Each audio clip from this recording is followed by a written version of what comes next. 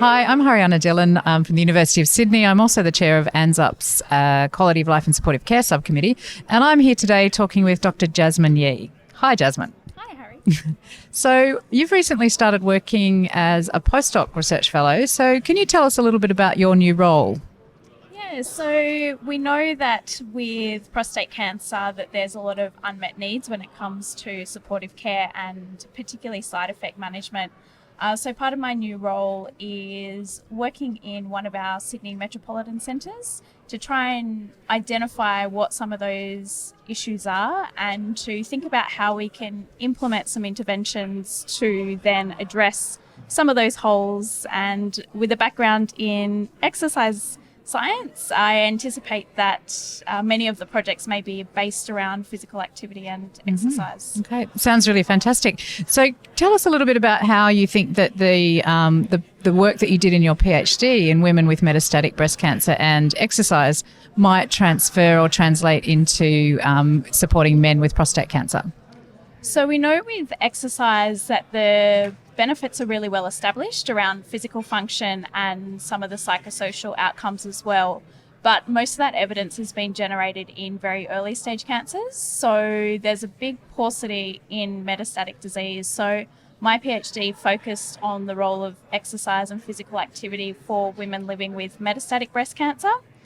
So we had many of our participants who did have bone metastases present. So what we found from that work was that by implementing a home-based resistance training and aerobic training program, that the women with metastatic breast cancer were able to safely complete the program.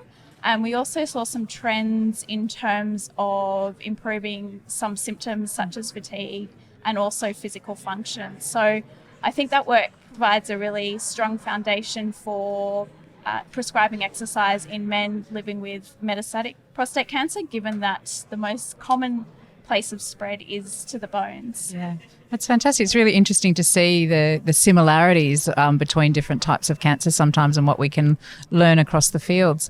And I guess I'd be really interested to hear, starting in a postdoctoral role, what's that meant for your career? Because you're an early career researcher, and so how do you think that's going to change what might happen over the next few years?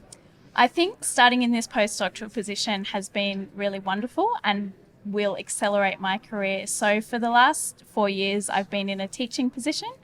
So unfortunately, the teaching is taken away from any research opportunity, but it's minimised the amount of time I can invest in research. So the biggest transition into this position is now being able to focus full-time on research and having less pull in different directions, I suppose, with respect to teaching and other administrative responsibilities as well. Fantastic. So much more of that protected research time that means exactly you can right. focus on those questions.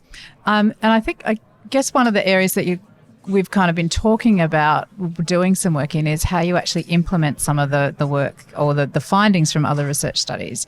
Have you thought very much about the particular challenges of implementation work?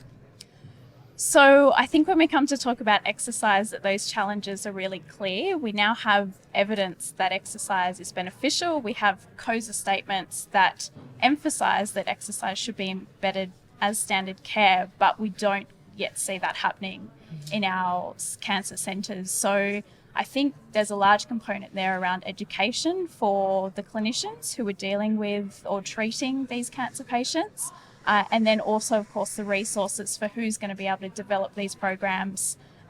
Is there even physical space, let alone funding for exercise physiologists or other specialists to deliver programs? So it's certainly going to be about being a bit innovative, I think, and thinking a little bit outside the box about how you can still deliver programs, but in a way that's not going to be too resource intensive necessarily. Fantastic. Sounds like we've got lots of work ahead of us. We have our work cut out for us, that's for sure. Nice to talk to you today. Thanks for being here and talking urology. Thanks for having me.